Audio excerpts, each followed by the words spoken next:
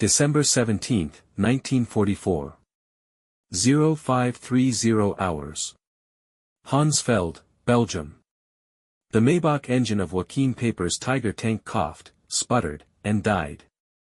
His driver tried desperately to restart it, but the fuel gauge told the truth, empty. The reserve tank was dry as well. Peiper, only 29 years old but already one of the Waffen-SS youngest regimental commanders, climbed down from his vehicle, his boots crunching the frozen Belgian soil. Around him, the most powerful armored spearhead of the Ardennes offensive sat motionless. 67 tanks, 149 half-tracks, and nearly 5,000 elite SS soldiers, paralyzed by empty fuel tanks. Through the morning mist, Peiper spotted the abandoned American position at Honsfeld. Fires still burned in oil drums, coffee sat steaming in tin cups. And there, stacked in perfect rows, were thousands of American jerry cans. Fuel, tens of thousands of gallons of it. His men pried one open. High-octane gasoline. The Germans swarmed forward, frantically refueling their vehicles. Peiper did the math. 50,000 gallons. Enough to keep his Kampfgruppe moving toward the Meuse River. Enough, perhaps, to change the outcome of the entire offensive. Yet as he watched his men pour American fuel into German tanks, a darker realization struck him. If the Americans could afford to abandon such reserves, what Germany would guard with entire divisions, then the war was already lost. That truth had been written months earlier. Allied bombing had shattered Germany's synthetic fuel plants. By September 1944, facilities that once produced 175,000 tons of fuel each month were barely producing 5,000. Meanwhile, the United States was drowning in oil. In 1944 alone, America pumped 1.8 billion barrels. Germany, even counting synthetic fuel and Romanian oil, managed only 33 million, less than 2% of American output. The Ardennes offensive itself was a gamble built on desperation. Hitler's generals calculated they needed 4.5 million gallons of fuel to reach Antwerp. Barely half that reached the front. The rest would have to be captured. At Peiper's final briefing, just days before the attack, General Sepp Dietrich was blunt: "You will have enough fuel to reach the Meuse, if you seize American supplies." The contrast with U.S. logistics was staggering. That same week, Captain James Rose of the U.S. 743rd Tank Battalion recorded in his diary, "Received fuel resupply, 8,000 gallons. Third delivery this week. Storage tanks already at capacity." While German tanks rationed every liter, American units were stockpiling surplus. On December 16, the Ardennes offensive began with one of the heaviest artillery barrages of the war. But within hours, Peiper's column was already delayed. Narrow Ardennes lanes turned into bottlenecks. Russian front veterans found themselves stuck behind horse-drawn wagons. At Lanzerath, just 18 American reconnaissance soldiers held up his division for almost 10 hours. For Peiper, the abandoned depot at Honsfeld was both a miracle and a curse. 50,000 gallons of enemy fuel bought him a chance to push forward. But it also revealed the truth that numbers alone made inescapable: Germany had miscalculated not just the battle, but the war itself. Against an enemy with endless fuel, endless trucks, and endless factories, the Reich's fate was sealed long before the first Tiger tank ever rolled into Belgium. During the early hours of December 17, 1944, Joachim Peiper's armored column was already in crisis. Delays had forced his vehicles to sit idling, burning away what little fuel they carried. By the time they pushed through to the village of Honsfeld, they had covered just 20 miles but consumed nearly 40% of their fuel. At that rate, they would run dry long before even reaching the halfway point to the Meuse. Honsfeld itself was not a major U.S. base, merely a forward fuel station, what the Army classified as a Class 3B depot. Yet what Peiper found there dwarfed the monthly allocation of an entire German panzer division. His adjutant, Hans Gruber, later recalled the sight: pyramids of jerry cans, each 5 gallons, stacked 3 meters high for hundreds of meters. The Americans hadn't even tried to destroy them. The fuel was so plentiful it created problems of its own. American gasoline was high-octane, meant for aircraft and modern engines. German tanks like the Tiger were designed for lower-grade fuel, and several engines sputtered from the richness of the mix. But the scale of the discovery was overwhelming. Sergeant Wilhelm Hoffman found shipping manifests in the depot office. Fluent in English, he traced the journey: crude oil from Texas, refined in New York, shipped across the Atlantic to Liverpool, ferried to Normandy, and trucked 400 miles forward to Honsfeld, all in less than 6 weeks. When Hoffman showed Peiper the papers, the colonel read them twice before crumpling them silently. His face had gone pale. The discoveries continued. Stars and Stripes newspapers, just 2 days old, reported the opening of a new pipeline from Cherbourg to Verdun, capable of delivering 300,000 gallons daily. A single line delivering more fuel in 1 day than Peiper's entire force would use in the offensive. The contrast with Germany's fuel situation could not have been sharper. Allied bombing had cut synthetic fuel production by 90%. The Luftwaffe was grounding aircraft for lack of aviation gasoline. Pilot training hours had been slashed to a fraction of pre-war levels. Surface ships of the Kriegsmarine no longer left port. U-boats were forced to use snorkels to save diesel. On the home front, civilians had not seen private automobiles for years, farmers were back to horse-drawn plows. Meanwhile, America was producing 2/3 of the world's oil. The East Texas field alone outproduced all of occupied Europe. Fueled by their captured hull, Peiper's men surged forward, reaching Bühlingen by noon and capturing more supplies. Maps taken from the depot revealed a stunning truth: American fuel dumps were everywhere. The U.S. First Army alone had reserves of 3.5 million gallons.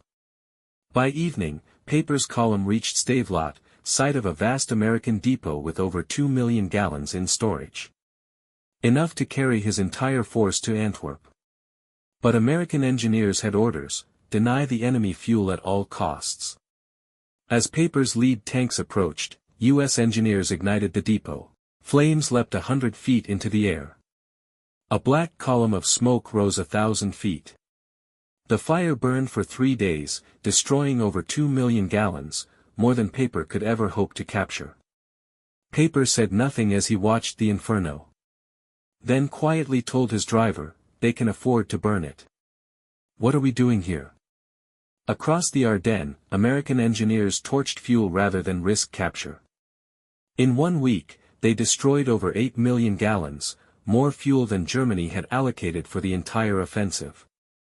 It was the final proof. Germany's armored might no longer depended on steel or guns, but on fuel it could never hope to match. The war, as Peiper realized, was already lost. The Allied pipeline system was unlike anything the Germans could comprehend. Operation Pluto had laid pipes across the English Channel, pumping 1 million gallons of fuel each day from Britain into France. Inland, the Cherbourg-Paris line moved 800,000 gallons daily, while the Seine pipeline added another 650,000. By December 1944, Allied forces in northwest Europe were burning 7.5 million gallons a day, yet still building reserves, receiving more than they consumed. As Joachim Peiper pushed deeper into Belgium on December 18, the impossibility of Germany's position became undeniable. At Stavelot and Stumont, his Kampfgruppe captured more depots, but the fuel vanished as quickly as it came. Tiger tanks devoured 2.5 gallons per mile in combat, Panthers nearly 1.5. In the icy, hilly Ardennes terrain, consumption rose by 40%. Otto Dinger, Peiper's maintenance officer, recorded grimly, "By noon on December 18, we had consumed 67,000 gallons since the offensive began. We had captured perhaps 55,000. We were operating at a deficit. The Americans knew it too." Ultra intercepts revealed Peiper's crisis. General Courtney Hodges ordered fuel stocks destroyed rather than risk capture. That same day, American C-47 transports flew 316 sorties into Bastogne, dropping 160,000 gallons of fuel, more flown to one encircled garrison in 24 hours than Peiper's entire column possessed. By December 19, tanks were being abandoned not from battle damage, but from empty tanks. Peiper scraped together perhaps 8,000 gallons, enough for one last engagement, or retreat, but not both. Meanwhile, Allied logistics officers casually approved January allocations. Brigadier General Morris Gilland requested 245 million gallons for upcoming operations. The request was approved without debate. The contrast extended far beyond numbers. American vehicles were standardized, Shermans burned less than a gallon per mile, U.S. trucks 8 miles per gallon. Maintenance was streamlined with interchangeable parts. German forces, by contrast, operated a chaotic mix of captured and domestic vehicles, each demanding unique fuel and spares. Every logistical step multiplied difficulties. On December 20, Peiper received his final blow: fuel convoy destroyed by Allied aircraft. Continue with available resources. His officers knew the truth. One testified later, "We had fuel for 20 kilometers. The Meuse was 30 away. It was impossible." The realization spread through the German army. General Asso von Manschufel later admitted, "When I learned the Americans destroyed 8 million gallons rather than let us capture it, I knew the offensive had failed before it began." A captured colonel put it more simply: "Your soldiers throw away chocolate. We haven't seen chocolate in years. You burn millions of gallons. We measure by the liter. How can we fight such abundance?" By December 21, Peiper was surrounded at La Gleize. His men had perhaps 1,000 gallons left. American divisions opposing him had 340,000 gallons allocated for that day alone. Private Richard McKinney wrote home, "We've got Germans surrounded who ran out of gas. Our captain jokes we burn more heating coffee than they have for their tanks." On the night of December 23, Peiper abandoned his vehicles and escaped on foot. Of the 119 armored vehicles he began with, only 39 remained, and all were destroyed for lack of fuel. Of 5,000 men, fewer than 800 returned. Peiper's defeat revealed a larger truth. The Allies were waging industrial warfare on a scale beyond German imagination. America alone produced half the world's goods: a plane every 5 minutes, a ship every day, a tank every 7 minutes. Against that, Germany's last offensive was doomed before it began. Petroleum production told the story of the war more clearly than any battlefield map. In 1944, the United States refined 1.8 billion barrels of oil. The Soviet Union, 110 million. Germany, including synthetic fuel, just 33 million. Japan, a mere 2.6 million. Combined, the Axis produced less than 2% of America's output. Every German offensive after 1942 was crippled by fuel shortages. Every American advance rolled forward on limitless supply. Lieutenant Colonel Chester Hansen recorded an incident on December 27. A logistics officer reported fuel deliveries had dropped to 500,000 gallons daily because of weather. Some worried, until someone pointed out that this exceeded Germany's entire offensive allocation. German prisoners from the Ardennes were stunned less by American firepower than by American waste. Seeing GIs throw away half-eaten rations or burn gasoline for warmth crushed morale more than artillery. One officer confessed, "We knew the numbers. But watching soldiers waste more than we possessed made them real." Letters home carried the same disbelief. Feldwebel Ernst Muller wrote, "Americans wash clothes in gasoline. They feed chocolate to dogs. They fire artillery for Christmas. We cannot fight infinity." German propaganda about racial superiority collapsed when soldiers realized the so-called decadent Americans had oceans of fuel while the Reich scraped for drops. At Nuremberg, leaders admitted as much. Field Marshal Keitel testified, "In 1940 we had operational superiority. By 1944 we couldn't move divisions for lack of fuel, while Americans moved armies like chess pieces." Even Joachim Peiper, infamous commander at Malmedy, later admitted, "Every decision after December 17 was dictated by fuel shortage. We couldn't maneuver, pursue, or retreat. The Americans moved freely while we counted leaders." When Peiper captured 50,000 gallons, it seemed miraculous, until he realized it meant everything to him. and nothing to the enemy. An American armored division burned through that much in 2 days. The Red Ball Express in just 3 hours. By December 24, Peiper's men abandoned 39 tanks and 70 half-tracks, their miracle fuel already useless. The numbers were merciless. Operation Watch on the Rhine consumed 2.8 million gallons, 40% of Germany's reserves. In the same period, Americans burned 267 million, nearly 100 times more.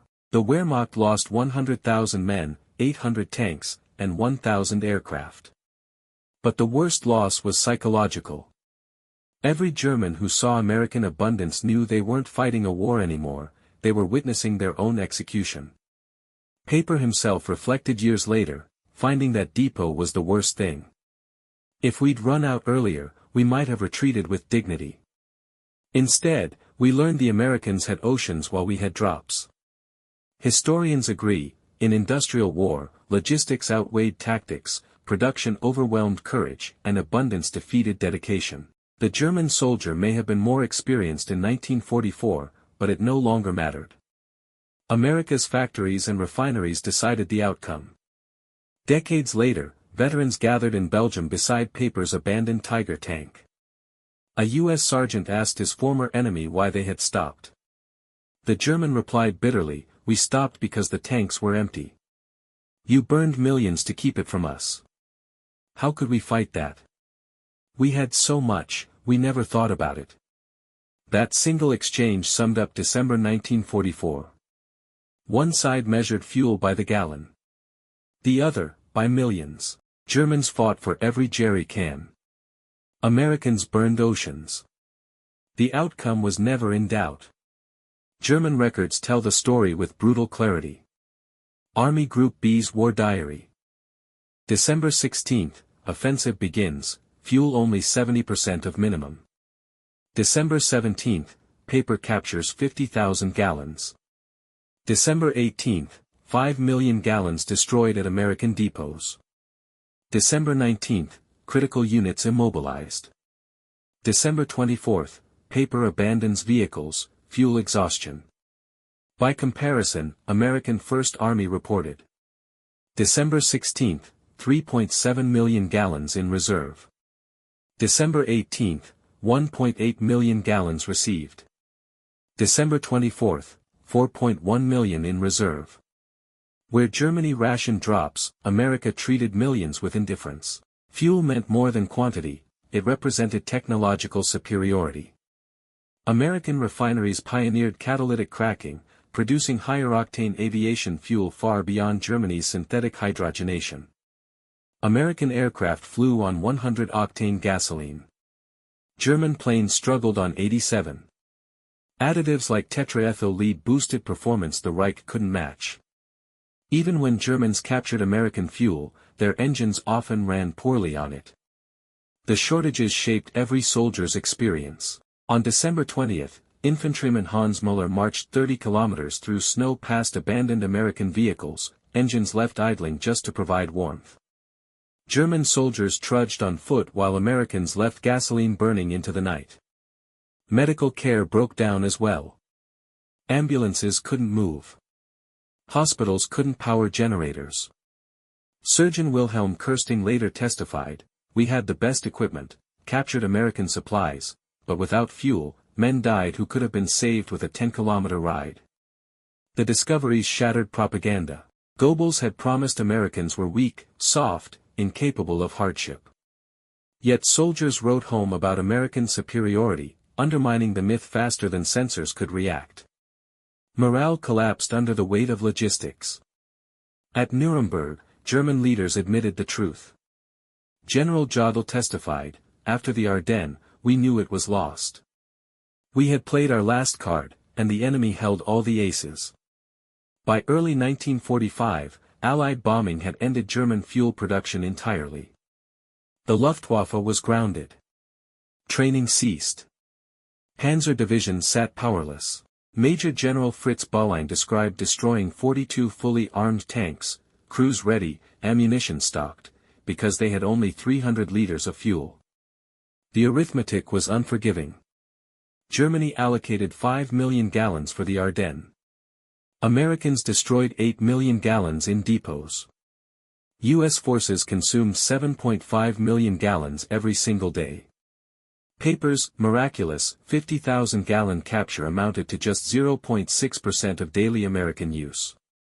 The Battle of the Bulge cost 19,000 American lives and nearly 100,000 German. But its deeper legacy was the knowledge spreading through German ranks. America's abundance was limitless. They were not fighting men, they were fighting industry. The irony was bitter. In January 1945, U.S. salvage officers inspected 40 intact German tanks, abandoned for lack of fuel. The report was cold: requirement, 8,000 gallons. Local reserves available. 4 hours.